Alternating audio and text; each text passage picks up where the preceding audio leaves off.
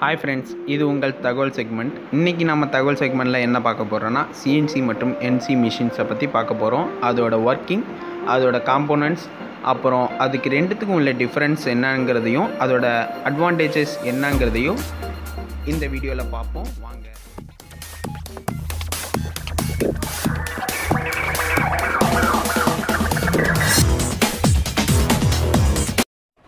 So நம்ம first என்ன பார்க்க போகிறோம்னா என்சி டூல் மிஷின்னா என்னன்னு பார்க்க போகிறோம்.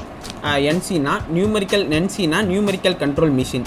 ஸோ இந்த நியூமெரிக்கல் கண்ட்ரோல்னால் numbers or letters or symbols அது மூலயமா மேக் பண்ணப்பட்ட ஒரு ப்ரோக்ராமை பயன்படுத்தி தாமாகவே அந்த மிஷின் டூலில் வந்து மூவ் பண்ண வைக்கிறதுக்கு பேர் தான்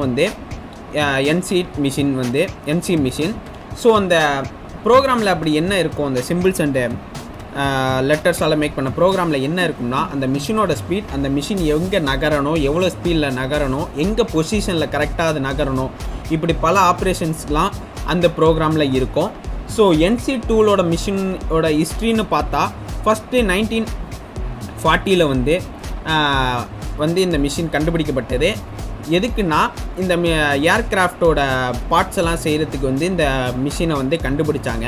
ஏன்னா நார்மல் மிஷினில் ஏர்க்ராஃப்டோட பார்ட்ஸை செய்கிறது ரொம்ப கஷ்டமாக இருந்துச்சு. ஸோ அப்போ உள்ள யூஎஸ் ஏர்க்ராஃப்டும் ஏர்ஃபோர்ஸும் NIT எஜுகேஷன் ஸ்டூடெண்ட்ஸ், அதாவது கல்வி நிறுவனமும் சேர்ந்து இந்த மிஷினை கண்டுபிடிச்சாங்க. அந்த மிஷினை இயக்கிறதுக்கு APT, அதாவது ஆட்டோமேட்டிக் ப்ரோக்ராம் டூல் லாங்குவேஜ்னு ஒன்று பயன்படுத்துச்சு. அது மூலியமாக தான் இந்த ப்ரோக்ராமை நம்ம இயக்க முடியும்.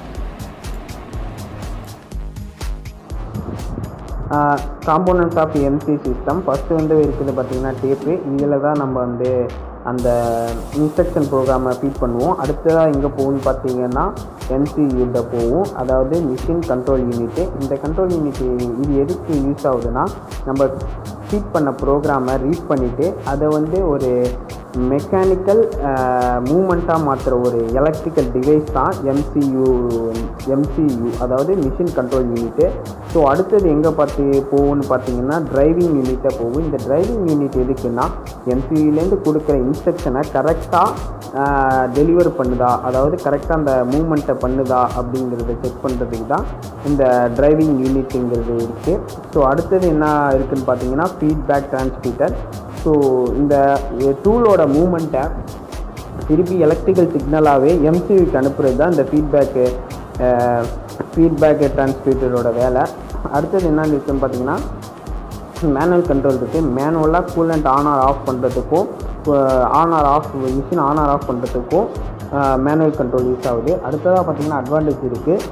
ப்ரொடக்ஷன் டைம் லெஸ் ஆகும், அக்யூரஸியாக இருக்கும் product, less man power, less inspection. இதெல்லாம் MCயோட அட்வான்டேஜஸ். அடுத்ததாக என்னென்னு இருக்குன்னு பார்த்தீங்கன்னா CNC இருக்குது. CNC எதுக்கு யூஸ் ஆகுதுன்னா, கம்ப்யூட்டர் மூலயமா டூலை இயக்க வைக்கிறதுக்கு தான் CNC யூஸ் ஆகுது. இது MCயோட அட்வான்ஸ் மாடல். ஸோ காம்போனன்ட்ஸ் பார்ப்போம். காம்போனன்ட்ஸ் பொறுத்தவரையும் ஃபஸ்ட்டு டேப் இருக்குது, அடுத்த டேப் ரீடர் இருக்குது. இதில் தான் நம்ம ப்ரோக்ராம் இன்சர்ட் பண்ணுவோம். அந்த இன்சர்ட் பண்ண ப்ரோக்ராம் நேராக எங்கே போகும்னா கம்ப்யூட்டருக்கு போகும். அந்த கம்ப்யூட்டரில் தான் அந்த ப்ரோக்ராம் ஸ்பிளிட் பண்ணி அது என்னென்ன ப்ராசஸ்ங்கிறத இங்கெங்கே மூவ் பண்ணுங்கிறத சர்வோ மோட்டாருக்கு அனுப்புவோம். அந்த சர்வோ மோட்டார் தான் 3 சர்வோ மோட்டாருக்கும் X and Y டைரெக்ஷனில் MC டூல் மூவ் பண்ணும். ஸோ இதெல்லாம் கரெக்டாக செய்யுதாங்கிறத ஃபீட்பேக் டிரான்ஸ்டியூசர் பார்க்கும். எப்படின்னா X and Y டைரெக்ஷனில் அந்த டூல் நவுறுதா இல்லையாங்கிறத திருப்பி கம்ப்யூட்டருக்கே அனுப்பிச்சு ஒரு வாட்டி செக் பண்ணுறதுக்கு தான் இந்த ஃபீட்பேக் டிரான்ஸ்டியூட்டர் இருக்குது. ஸோ இதெல்லாம் பார்த்திங்கன்னா CNCயோட ப்ராசஸ், ஓவரால் ப்ராசஸ்ஸு. ஸோ அடுத்ததாக பார்த்திங்கன்னா அட்வான்டேஜை பொறுத்தவரையும் CNCயில் ஒரு ப்ளஸ் என்னென்னா, நம்ம ப்ரோக்ராமை சேவ் பண்ணிக்கலாம், அதை தேவையான அளவுக்கு எடிட் பண்ணிக்கலாம், அதை ஒரு வாட்டி சிமுலேட் பண்ணியும் பார்த்துக்கலாம். அப்புறம் இதோட ஆப்ரேஷன் எரர் ரொம்ப லெஸ்ஸாக இருக்கும், ஸ்க்ராப்பை நம்ம ஈஸியாக குறைக்கலாம். ஸோ இதெல்லாம் CNCயோட அட்வான்டேஜஸ். ஸோ ரெண்டுத்தையும் கம்பேர் பண்ணும்போது NCயை பொறுத்தவரையும் பஞ்ச் கார்டு ஒன்று இருந்தால் தான் நம்ம ப்ரோக்ராமை ஃபீட் பண்ண முடியும். ஸோ ஆனால் CNCயை பொறுத்தவரையும் அது தேவையில்லை. டேரெக்டாக நம்ம ஒரு கீபோர்டு மூலியமாகவே நம்ம ப்ரோக்ராமை ஃபீட் பண்ணலாம். இதுக்கு மாடிஃபிகேஷன் அதிகமாக தேவைப்படும். மாடிஃபிகேஷன் பண்ணுறதும் ரொம்ப கஷ்டம் என்சியை பொறுத்த வரையும். ஆனால் சிஎன்சியில் அது பிரச்சனையே இல்லை, மாடிஃபை ஈஸியாக பண்ணலாம். ஸ்கில்டு ஆப்ரேஷன் தான் என்சிக்கு தேவைப்படும். ஆனால் வந்து சிஎன்சிக்கு வந்து நோ ஸ்கில்டு ஆப்ரேட்டர் தேவைப்பட மாட்டாங்க. யூனிட்டை வந்து இங்கே ஈஸியாக சேஞ்ச் பண்ண முடியாது என்சியில். ஆனால் வந்து சிஎன்சியில் ஈஸியாக சேஞ்ச் பண்ணலாம் யூனிட்டை. இது வந்து ஃபுல்லி ஹார்ட்வேரு, இது ஃபுல்லி வந்து பார்த்திங்கன்னா சாஃப்ட்வேர் அண்ட் ஹார்ட்வேர் போத்தும் பண்ணலாம் சிஎன்சியில். ஸோ தேங்க்ஸ் ஃபார் வாட்சிங்.